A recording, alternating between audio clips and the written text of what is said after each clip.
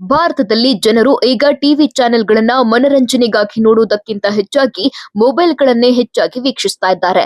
Mobile ವಿಡಿಯೋಗಳಿಗೆ ಜನರು ಹೆಚ್ಚಾಗಿ addict ಆಗ್ತಾ ಇದ್ದಾರೆ. ಭಾರತದಲ್ಲಿ ಅಗ್ಗವಾಗಿ ಮೊಬೈಲ್ ಡೇಟಾ ಸಿಗ್ತಿದೆ. ಎಲ್ಲರ ಕೈಯಲ್ಲೂ ಸ್ಮಾರ್ಟ್ ಫೋನ್ಗಳಿವೆ. ಮೊಬೈಲ್ನಲ್ಲೇ ಸಿನಿಮಾಗಳು ಪ್ರಸಾರವಾಗ್ತಾ ಇದೆ. OTT ಮೂಲಕ ಮೊಬೈಲ್ನಲ್ಲೇ ಸಿನಿಮಾ ನೋಡ್ತಿದ್ದಾರೆ. ಮೊಬೈಲ್ನಲ್ಲೇ ಮನರಂಜನೆಗಾಗಿ ಧಾರಾವಾಹಿಗಳನ್ನ ಜನರು ನೋಡ್ತಿದ್ದಾರೆ. ಇದರ ಪರಿಣಾಮ ನೇರವಾಗಿ ಮನರಂಜನಾ ಟಿವಿ ಚಾನೆಲ್ಗಳ ಮೇಲೆ ಆಗ್ತಾ ಇದೆ. ಮನರಂಜನಾ ಟಿವಿ ಚಾನೆಲ್ಗಳು ಬಾಗಿಲು ಮುಚ್ಚಬೇಕಾದ ಅನಿವಾರ್ಯ ಪರಿಸ್ಥಿತಿ ನಿರ್ಮಾಣವಾಗಿದೆ. ಕಳೆದ 3 ವರ್ಷಗಳಲ್ಲಿ 50 ಮನರಂಜನಾ ಟಿವಿ ಚಾನೆಲ್ಗಳು ಬಾಗಿಲು ಮುಚ್ಚಿವೆ. ಜನರ ಟಿವಿ ನೋಡುವ ಅಭ್ಯಾಸ ಬದಲಾವಣೆ, ಜನರು ಡಿಜಿಟಲ್ ಮೀಡಿಯಾಗಳಲ್ಲಿ ಅಡಿಕ್ಟ್ ಆಗಿರೋದ್ರಿಂದ ಮನರಂಜನಾ ಚಾನೆಲ್ಗಳ ಜಾಹೀರಾತು ಆದಾಯವೇ ಕುಸಿದು ಹೋಗಿತ್ತು.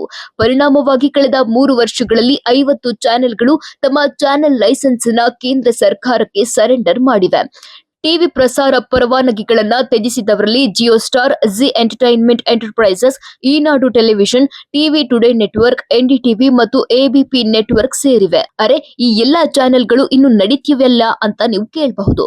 ಈ ಎಲ್ಲಾ ಚಾನೆಲ್ಗಳು ಬೇರೆ ಭಾಷೆ, ಬೇರೆ ಮಾದರಿಯ ಚಾನೆಲ್ ಪಡೆಯಲು ಪರವಾನಗಿ ಪಡೆದಿದ್ವು. ಆ ಪರವಾನಗಿಯನ್ನ ಕಾಲಕ್ಕೆ ರಿನಿವಲ್ ಮಾಡಿಸಬೇಕಿತ್ತು. ಅದು ವೆಚ್ಚದಾಯಕ ಎಂಬ ಕಾರಣಕ್ಕೆ ಲೈಸೆನ್ಸ್ ಸರೆಂಡರ್ ಮಾಡಿವೆ.